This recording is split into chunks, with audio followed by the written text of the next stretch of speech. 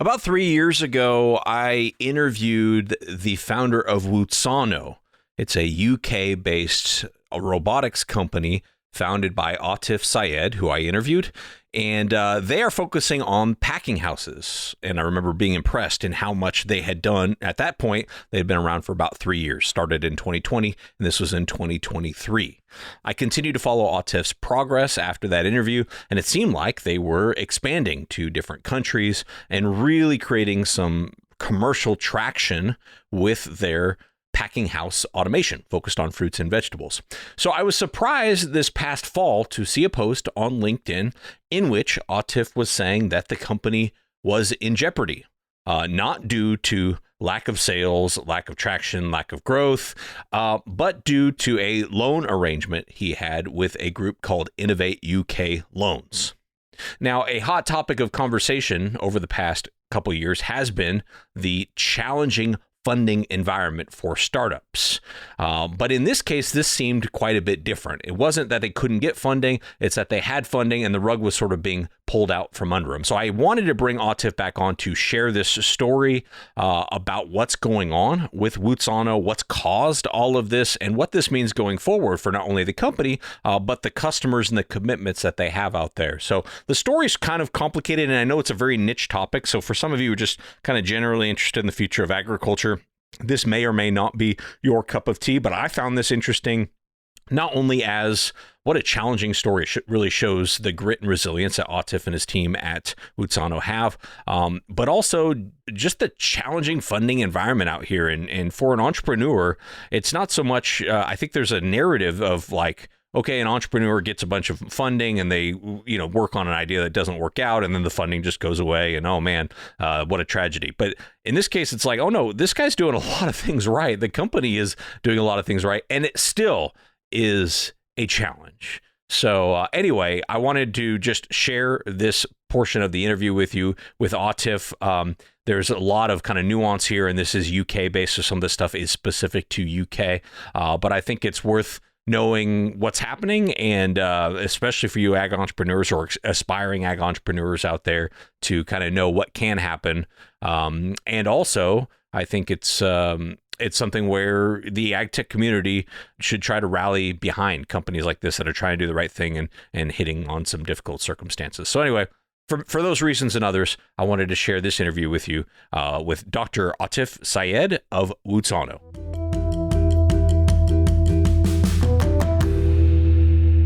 I'm Atif. I'm the chief exec of Wootzano. I founded the company in 2018. What started off as a unique electronic skin, which will change the world, to us building the world's first fully automated robotic fruit and veg processing system for specifically packing houses, post-harvest system. We focused on that post-harvest element because no one really had a robotic system for that industry. Either people were working on harvesting, so they go into field and try to harvest the fruit or veg, or they're doing end-of-line automation, which is palletizing, picking up boxes into one place to another place. But no one was really working on how do you, once you've harvested the fruit, how do you then process it, look at quality, cut it into pieces if it's grapes, or get the right shine for what does Walmart want versus Trader Joe's, for example. That level of distinction. Everyone employs people to do it. The industry always wanted to automate that section and never been able to do that because robotic systems weren't ready. And we decided in 2020, specifically after COVID-19, that this was probably the best way to get our technology into. And we sort of didn't look back from that point. I mean, it has been a very exciting journey since 5 years. And, the business has gone strength to strength overall, starting here in the UK, but now we are present in 6 countries. US was actually our first international expansion market. And then beyond US, we then went into Australia, Canada, Japan, Malaysia. And now we were planning to get into other countries like Thailand, New Zealand, the Middle East, like Saudi Arabia and UAE. So essentially, because the kind of work we do, if you are eating fruits and veg and processing them in any factor, it doesn't matter if the fruit and veg are grown in the country, you still need a robotic system because you will have a person or bunch of people working in a warehouse trying to do that manually. and obviously everyone eats fruit and veg. So from a dietary perspective, it touches every individual. So yeah, that's where we are, and happy to go through and give updates and stuff, how things have been progressing. Yeah. And real quick to give people a sense, what are the types of tasks involved in this post-harvest handling and packing that you're having to automate? Yeah, good question.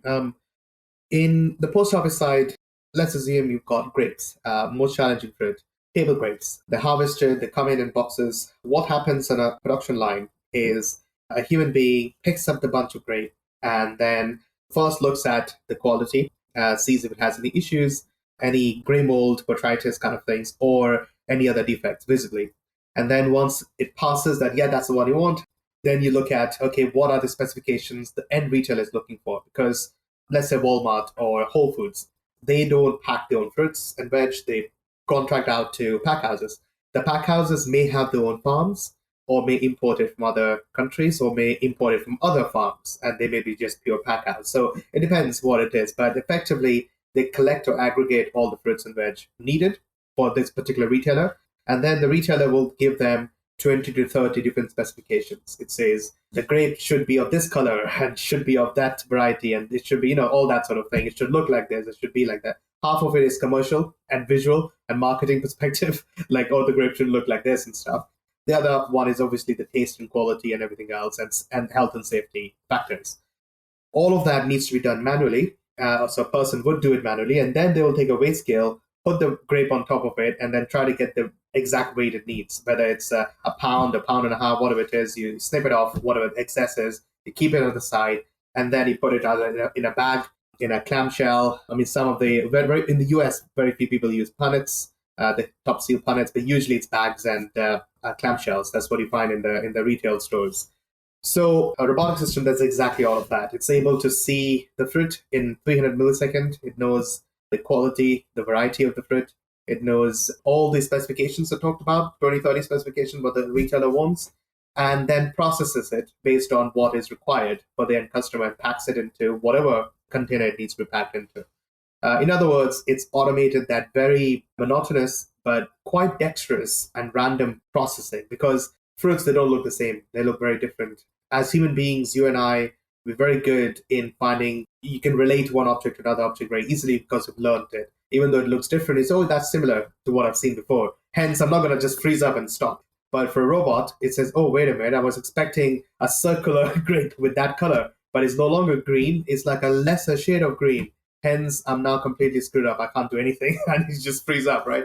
That's why we we developed our own machine learning models to be able to understand, similar to human being. We've got this very unique electronic skin, which doesn't bruise the fruit or damage the fruit, picks it up in a delicate manner, matching the speed, but at the same time being dexterous enough to match with what a human being would have done. And it does it consistently, repeatedly over the course of the day, or weeks, or months. The whole point is uniformity and repeatability of the process. There's a lot of integrity in terms of the product being packed because you're getting very uniform process. Every fruit which gets packed is recorded. So if there's any dispute by any retailer in the future that, oh, this batch is not good, then especially the customers can easily go back to that particular variety or particular shipment and say, oh, this one, we have video evidence and pictorial evidence that was packed like this. So it must be maybe the cold chain, maybe your delivery side, or maybe, there's all these sort of things which could now be proven, which previously was all finger up in the air. And usually it's our customers who are the packers or farmers who end up paying, penalties and prices because it's hard to argue, especially if you're a big retailer. It's very hard to argue and say, no, you're wrong, because so that's essentially what the robots do on a production line. It's not just fruits. We do vegetables. We do lots of herbs, coriander, mint, parsley, rosemary, thyme, all these sort of things. The 11, 12 herbs we do. And then stone fruits like avocados. And then we do other fruits like kiwis, mangoes, chilies, variety of bits. And then just recently, we were planning to start processing chicken nuggets. Not fruit and veg, but, still a food. Chicken nuggets, my kid's favorite food. Absolutely. So it sounds like, it's really taken off. When we talked a couple of years ago, you were kind of entering the U.S. market, which you said was your kind of first international market, now up to 6 countries. So talk about kind of the momentum and the growth of the company in the last couple of years. Yeah, so we We have signed some pretty good deals, and we've got some pretty good sort of partners in place. Our customers have recognized that one of the things they get from the robotic system is the sort of unique edge they may get as opposed to other people in the entire space. So pack houses compete with each other to get contracts from retailers. What happens normally is if you have there are like 4 or 5 retailers, they all bid against them, and it all comes down to quality and price. So who's giving the best quality product at a cheaper price? And if you're getting robotic systems, the whole premise is that you will be able to give more competitive prices and bid more competitively in a market as opposed to other competitors. So even if you have an edge for 2 years, 3 years, then you're ahead in the game, whilst others are now will eventually catch up, but you got a 2 3 year lead or head start. Which is what has sort of allowed us to have this 3 years or 5 year long contracts with our customers. So Wootzano have signed roughly around £537 million worth of contracts for the next 3 to 5 years amongst these countries, the 6 countries I talked about, which is great because that one shows us the demand for these robotic systems. But what these contracts do is it allows us to grow with our customers and grow and integrate these systems in a more controlled fashion.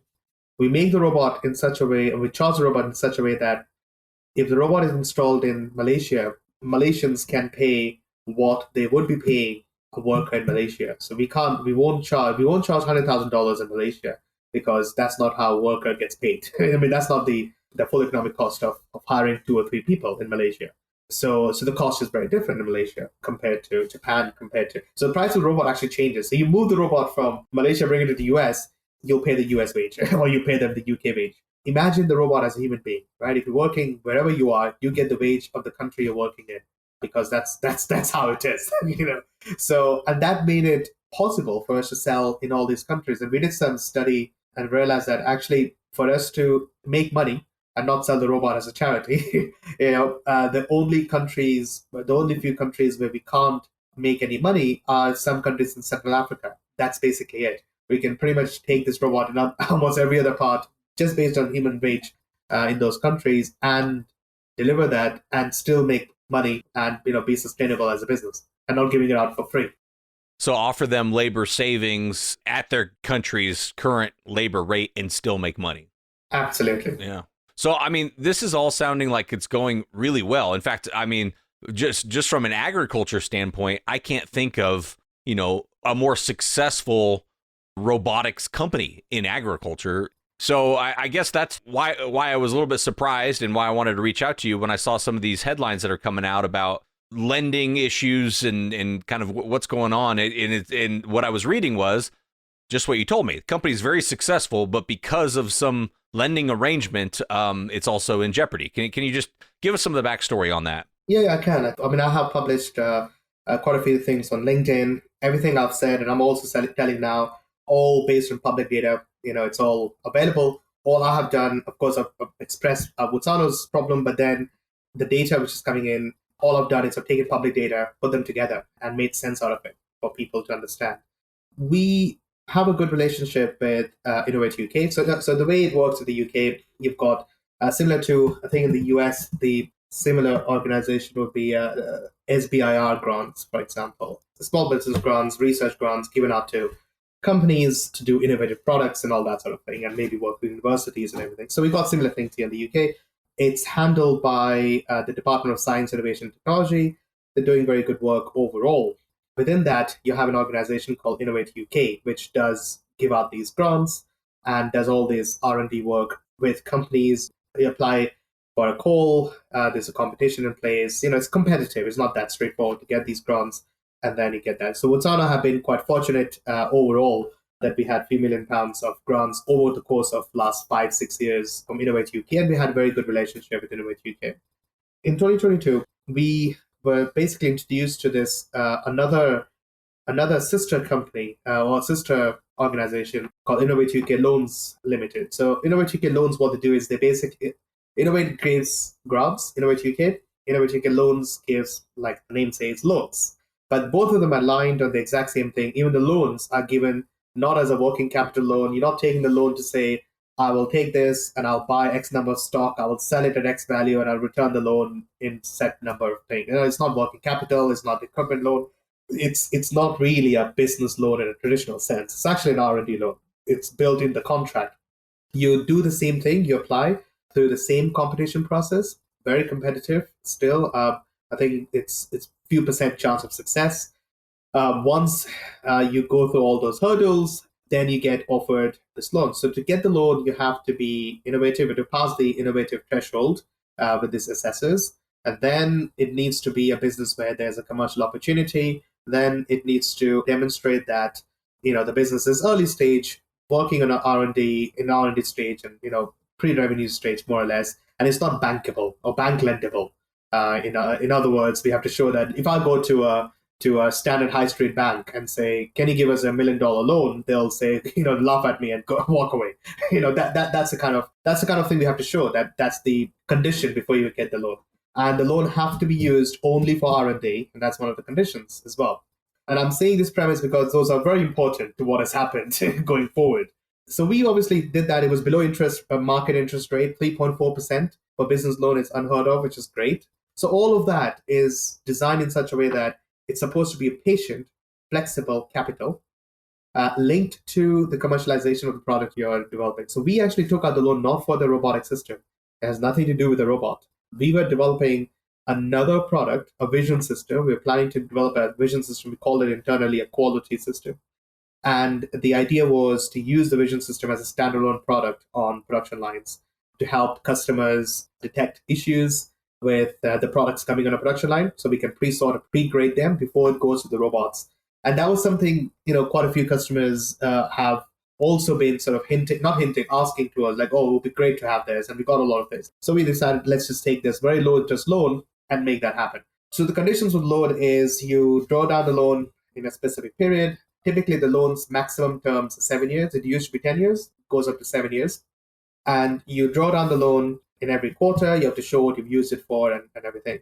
And then once you're supposed to start repaying the loan, if that project you took the money for, if that project is not commercially selling yet, in other words, we haven't signed a contract, we're not in a commercial agreement with another customer to sell it, then there are multiple options. And this all matches with the so-called flexible patient capital. So the options are that you can either extend the loan terms, increase it later and say, okay, yeah, don't repay us a year later onwards, or whatever it is, once you start successful. The whole point there is that, and it's fair on both parties. The point is, if we go and sign a $10 million contract for this vision system, and we're saying, you know what, we're not going to pay you guys because, whatever, it's not, then well, you're getting the money, right? So give us a portion of it to repay the loan, which is completely fair.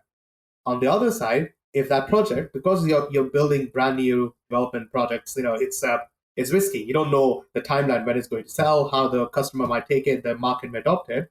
If you don't sell it, then equally, they're not saying that, oh, here it is, we're going to, so you still have to pay us. It's not a standard loan. Why would you take a standard loan when you don't know the end and when you can actually repay them? So when the repayment was going to start, we basically made it clear that, the vision system was never commercial, that we can either extend the loan terms, and the other option is to convert it to equity. So you get equity in the business, so you convert the loan into equity. So all of that has been progressing as it should. Everything was fine. Of course, we were planning to raise money as well. We were planning to close a £5 million round equity raise, which we made them aware.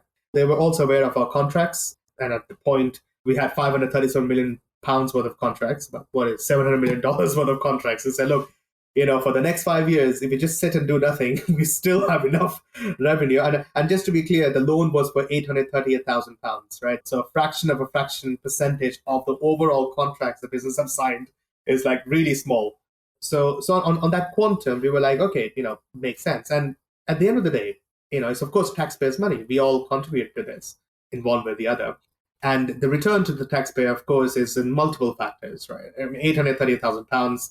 Even just the income tax, the national insurance would have paid, just on that would have covered more than enough to get this in place. But that's beyond the point. The point here is, the flexibilities within the contract are there to allow these loans to be given out to companies which are at early stage of development. In our case, it was not early stage. We had a successful robotic side of things. But because the other thing hasn't worked, we said, look, this may not work in the way it is, but we'll still, convert it to equity, and we said we'll pay a portion of it, and then the other part we'll just convert it to equity. So that was all being done as it is, and we were keeping them updated. We told them who the investors are going to be. Everything was fine up until late September, like early September.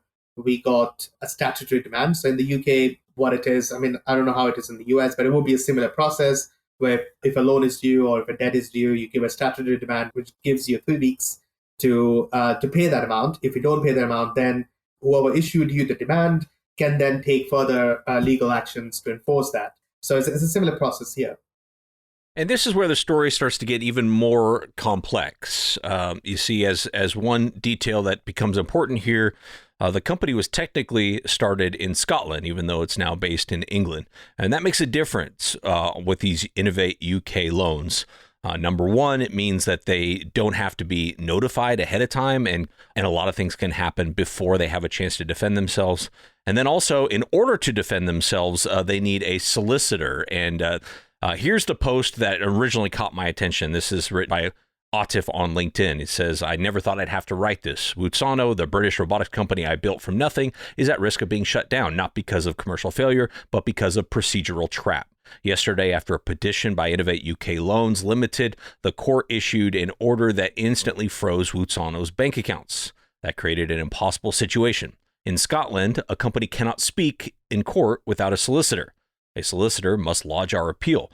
But with accounts frozen, we cannot pay a solicitor. And if we don't file the appeal by the 28th of November, liquidation becomes final. A functioning deep tech company can be silenced without ever being heard. This is not how innovation should die." All of that, again, is from his LinkedIn post. But eventually, to fast forward here a little bit, Agtech does overcome that hurdle. But it's obviously a very stressful time in trying to keep the train on the tracks for a growing company, try to work through this nuance in the legal system, and try to keep the company solvent and going with bank accounts frozen. What happens is in England, when a petition is filed, you have time to oppose it. You can say, no, we don't agree with this, X, Y, Z, give all the things. Nothing becomes public, nothing goes around, nothing really happens until the court determines that determines that it's correct or not. But in Scotland, what happens is the petitioner can basically get a first order against the company and has no obligation to inform the company that they filed a petition. They don't even have to tell us when they file it. They don't have to tell us after they've even informed the Gazette, which is the public notification that a petition is filed. They don't have to do until the thing is filed, and then they can say, FYI, we filed all of this, and the advert is that. So the whole world knows about it at the same time as you reading is like, does everyone know about this? Like, yes, the whole world knows this. Like, okay, thank you for putting us in the backseat, trying to defend this from a completely different thing. The other issue is once you have the Gazette notices and stuff which goes out, banks will automatically restrict your accounts, like business accounts. So business is pretty much paralyzed from a funding perspective. You can't access your funds. You're pretty much like frozen at that point. And I'm like, this can't be real, right? I mean, this is really not how it could be, right? And that's the process which happens, which I realized it very much in the hard way, that the hardest way you can. So as I'm navigating this through, I realized that, okay, so basically we have to file what they call answers to the petition. So we have to say, and in the answers, we have to say that we disputed because of this. The company is solvent. It's got these contracts. We dispute that loan agreement. It says this, it says that. All the nitty-gritty bits, you put that in the answers. So in essence, to get the permission to oppose, I need to pretty much do the entire case, prove that we are absolutely, bang on as an advocate, to be able to advocate in front of the court of session, and then prove that, and then retrospectively get a permission to speak, and then your answer's admitted.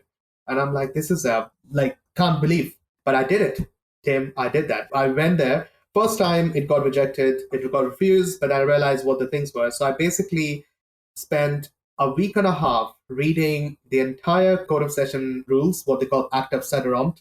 I read all of those point by point. I looked at every chapter and looked at every bit to understand what are the processes, how to get these bits in place. I read public law cases, quite important ones in the UK. I read what do you call it, like discretion. So, for example, if there's a discretion in a contract which says someone may do something, and if that discretion is not applied in the purpose it's supposed to be, there have been quite a few Supreme Court precedents here in the UK. And I basically built up a case. And as of last week, so the end of January 2026, Atif posted an update to LinkedIn, and I'll go ahead and read part of that to you here. He says, over the past 2 weeks, I've had a lot of people asking for an update on Wootzano. The good news is that funding is now being arranged to clear the creditor position and support the recall cyst process, backed by the signed and non-cancelable customer contracts Wootzano already holds. Importantly, this is being progressed while we remain firm in our position regarding the Innovate UK Loans balance dispute. In practical terms, this route offers the best outcome for everyone involved, including unsecured creditors, because it clears creditor balances, restores lawful trading, protects underlying contract value, and enables Wootzano to emerge with a clean balance sheet. And honestly, given what has unfolded, it's difficult to see how a long-term equity partnership with Innovate UK Loans Limited would remain aligned. So, time out from the LinkedIn post. He's basically saying there that it doesn't look like the converting to equity that was supposed to be part of the arrangement is going to be in the best interest of either party, is how I read that. All right, back to the LinkedIn post. A clean settlement is most sensible route for all parties and allows Wootzano to return to doing what it does best, delivering at scale. Post-recall, we'll be pushing hard, not just to ship robots, but to prove something bigger. The UK can lead in robotics, not as a quote-unquote cool product, but as a commercially viable industrial automation that delivers real productivity. All right, well, that's the end of the segment of the LinkedIn post that I'll read. I did want to share this story because my heart goes out to Atif and his team, but also because it's a cautionary tale. Because as he told me when I interviewed him, he's had people since he went public with this come out of the woodwork talking about not just Innovate UK Loans, but other similar arrangements that they've seen in other countries around the world, including here in the US. So what has happened once I made this public? The whole point behind that is one, to seek some, get support from the innovation community to understand what the hell is happening. And when this became public, I had numerous people who contacted me, which has been very humbling to see, because there has been pretty much in the UK, Wootzano have been one of those ag robotic businesses which have actually made it successful, because a lot of people have been struggling in commercial aspects or technological aspects, the hurdles, whether the robots are slow or no one is ready to pay for it. Here we are, the robots work, and we've signed contracts, which many companies don't sign those contracts and get the commercial angle behind it. And it was a bit of a shock for everyone that what the hell has happened. And the shock then turned a little bit into anger, that it was sort of like, if it can happen to Wootzano, it can happen to any of us, because Wootzano with that £500 million worth of order book sitting there and struggling with this particular issue, then who are we? Kind of thing. We don't have that level of strong bits. And then I also had multiple companies who were funded by this Innovate UK Loans who contacted me privately and told a similar story, where they said they just felt they couldn't fight, they didn't have the resources. And also because the money they took was their main product. In our case, it was not a main product. It was like a secondary product we were building. So they just felt that there's no way to fight it up. Then that pointed me to do a bit of an investigative analysis and understanding what the hell has been happening, right? So if you look at one of my posts, I made a distinction in terms of how the whole system has been running. What are the data points? Majority of the companies are either forced to shut by themselves, like basically you go and shut it down yourself, or they've come after them and shut them down. And I'm like, this is taxpayers' money. So you have lent more than £250 million to innovative companies and startups since 2017 and 18. You've only collected a very small portion of that as a recovery. When you kill a business, you're not going to recover any of that funds, right? So the taxpayer have lost in both ways. One, you've taken their money and given out to companies. Second, you've killed the companies who would have given you some return. And all of those killing of the companies have happened within 3 years of the loan, which could have been for 7 years. So what is the urgency? What's happening? Why is it so ridiculous? So obviously there are lots of answers I've got and a lot of things I understood. My whole point here was really to, one, make people understand what the hell is going on And second, every public body, regardless of where you are, you fall under public law, and you've got public obligations and public responsibility. You're not a private organization. You're using our money to do that. So we have got right to ask you, what are you doing with your decision-making process? So right now, it's not about individuals. I think, all the organizations have got very good and talented people working in those organizations. I think the problem what has happened is the incentive to do this, and then the structures which have been created, somehow intended or unintended. I can't prove it either way, but the reality is that it's not working in the way it's supposed to be. This is not patient capital. This is not flexible capital in any format, because every data point you've done is exactly in that process. So the aim was, one, to really do this, help Wootzano to get that support. Finally, after all of that, we had people who all financially contributed towards the legal fees as well. So I can't thank them enough to get this. So now we got representation with which we're using that to effectively reverse the order, on the basis that Wootzano is solvent fully. Second, we've got funders coming in to effectively clear that loan, because that is basically the hurdle. Because that goes off, we've got $500 million worth of contracts we can start delivering against, and obviously start rebuilding a lot of the things. Of course, it has caused a lot of disruption. So that is a matter which we'll deal with afterwards in terms of the disruption. The main thing for us is to get Wootzano back on its feet. We got a few days of intense, let's call it, uncertainty from the team and stuff until we get ourselves back on track. But I hope that the courts and everyone else see the commercial reality, behind keeping Wootzano and then killing it off. I think the entire country, probably the world, is better off keeping the company and letting it deliver its mission in what it's doing, and hopefully change the policies within the government bodies. So that's what the hope is, and I'm always glad to talk about it, but at the same time, I do wish this never happened. Oh, of course. Oh, man. All right, well, that is where I'm going to wrap it up for today's episode. Definitely follow Atif Syed on LinkedIn. I'll leave a link for his profile in the show notes where you can continue to follow along on his journey. And Wootzano, best of luck, Atif, to you and the team. Sincerely, I wouldn't want any Agtech founder or company to have to go through this, but it's an all too common story, and not necessarily specific to Innovate UK or any other entity we talked about, but just in general, this is a tough road to build something new in agriculture. I know that there is a lot of cynicism out there about ag tech, but honestly, my respect to each and every one of you that is building, that is overcoming challenges like this, and that is really earnestly trying to bring solutions to the market for a better future for all of us who benefit from a better food and agriculture system. So respect to you, Atif, and all of you listening, ag entrepreneurs. Really do admire your resilience through some big challenges. Well, that's it for today. Thank you so much for listening. I do not take it lightly. I'll be back next week with another story of ag innovation.